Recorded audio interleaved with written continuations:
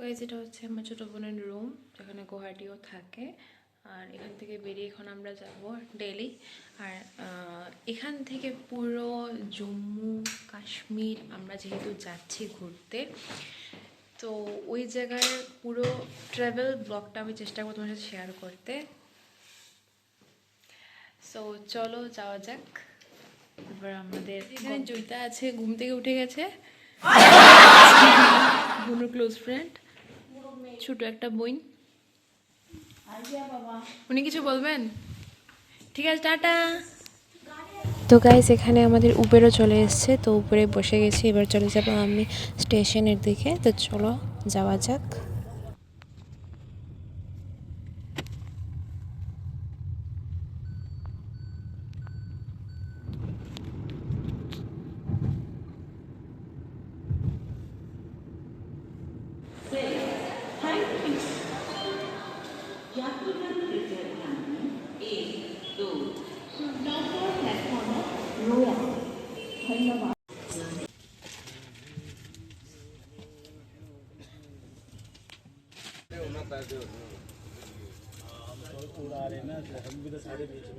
So guys, আমি just উঠে গেছি, ট্রেনে উঠে শুয়ে গেছি। সো এখানে এখন আমি চা বানাবো, যদি আমি চালাবার নই, বাট তারপরেও কিছু একটা খেতে হবে, তার জন্য চাই খাবো। আর চাটা খেয়ে তারপর লাঞ্চ করবো। বাট এর আগে মনে হয় ব্রেকফাস্টে আর কিছু আছে কিনা বলতে পারছি না।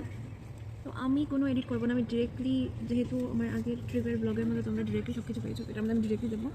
আমি আলাদাভাবে কোনো ভয়েস দিচ্ছি না। আর আশা করি তোমাদের এই ব্লগটা মজা লাগবে, যদিও এখন একটু বোরিং আমার নিজেরই লাগছে। একবার ডেলি চলে যাই, দেন ডেলি যাবার পর মোটামুটি মজার ব্লগ আসা শুরু হবে। তো দেখতে থাকো আমার সাথে উইদাউট স্কিপ করে। সো গাইস, এখানে ব্রেকফাস্ট দিয়ে দিয়েছে। ব্রেকফাস্টে কী কী দিল দেখে নাও। এখানে আছে ব্রেড, তারপর জুস, তারপর এখানে বাটার, আর তারপর এখানে লাঞ্চও দিয়ে দিয়েছে। লাঞ্চে ছিল চিকেন, ডাল, ভাত, সবজি এখানে ছিল। তারপর দহিও ছিল।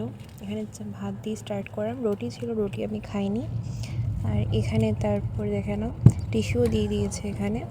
তো যাই হোক, এখন আমি লাঞ্চ কমপ্লিট করে ফেলছি। তো লাঞ্চ কমপ্লিট করার কিছুক্ষণ পরে দেখি আবার স্ন্যাক্স আইটেম চলে এসছে 3টা নাগাদ।